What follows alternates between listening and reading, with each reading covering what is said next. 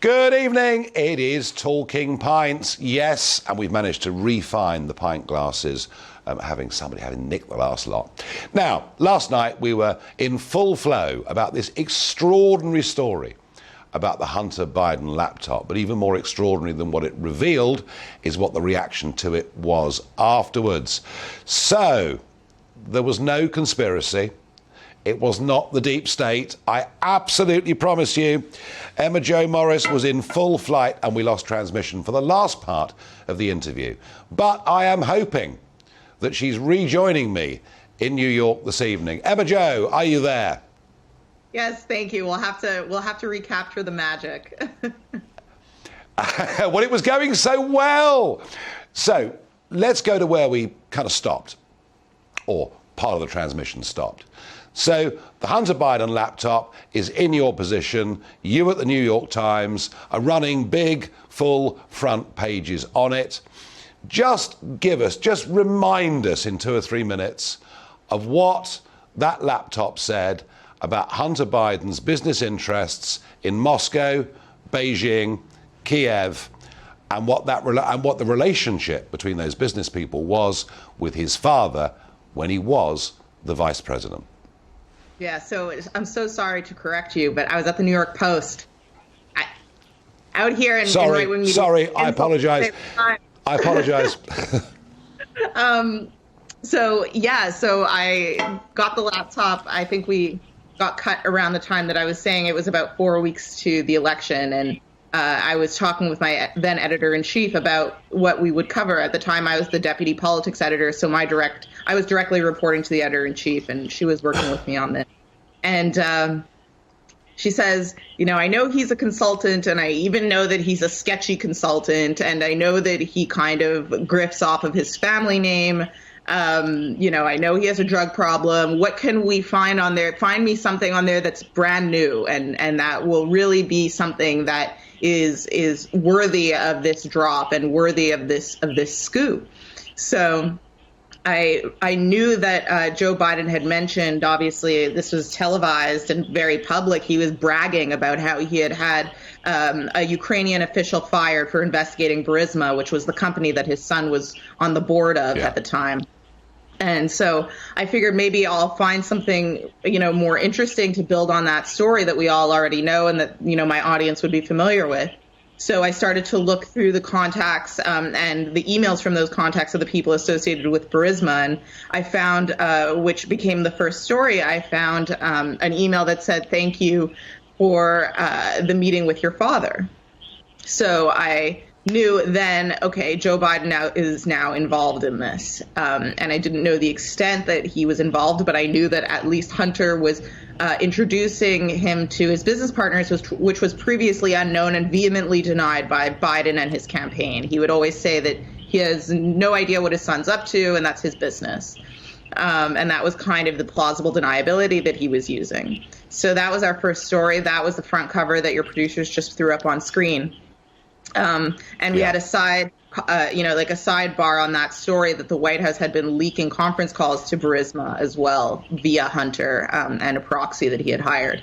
So that was the first story. That story was instantly banned on Twitter. The links were disabled instantly. Accounts are getting banned for sharing the report. The New York Post was locked out of its account. And this is not like, a rinky-dink paper in America. You have to understand, this is the oldest paper in America. It was founded by Alexander Hamilton, one of the founding fathers of the country. It is the 4th largest paper in circulation in America. This is unprecedented. It's impossible to overstate how scandalous that was. And that was the action taken. That was the action taken by the big social media giants. But what about the reaction of, I mentioned them earlier, the New York Times? What about the reaction of the other press, print and mainstream media, not just the social media giants? What did they do?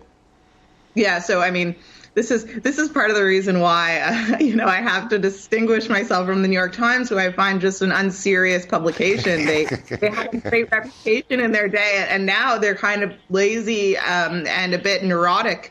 The first thing that the New York Times did Specifically, they had their media reporter try to discredit me personally. I had come from working at Fox News, which is another Murdoch-owned corporation, obviously, in the United States. I was formerly a producer there before I was at the New York Post. He tried to say that I was a right-wing operative or something. That was obviously what they were implying. Other publications tried to say that the story was Russian disinformation. Politico, which is, a huge publication in the U.S. and, hugely influential in Washington, said that there were 50 former intelligence officials who think that the Hunter Biden story is Russian disinformation. And then there's a caveat in like paragraph 10 that says, they haven't seen it, but they think so. Buried lead. They were obviously. And was all of this, MJ, was all of this because the social media giants, the mainstream media companies had become so utterly partisan in wanting Biden to win and Trump to lose? Is that what this was all about? It would appear. And I don't think it's necessarily and you understand this very well. I don't think that this is a binary left-right thing. I think that this is an establishment versus anti-establishment thing. Biden, it's not about Biden, and it's not about him being a Democrat or necessarily even his specific policy positions or opinions. It's about the fact that he represents and he protects the interests of a group of kind of like a gilded class.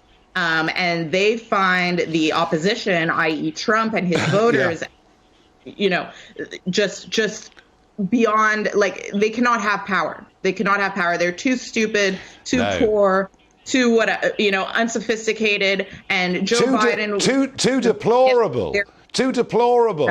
Led by a disruptor. No, I get it. And we saw many similar parallels during Brexit.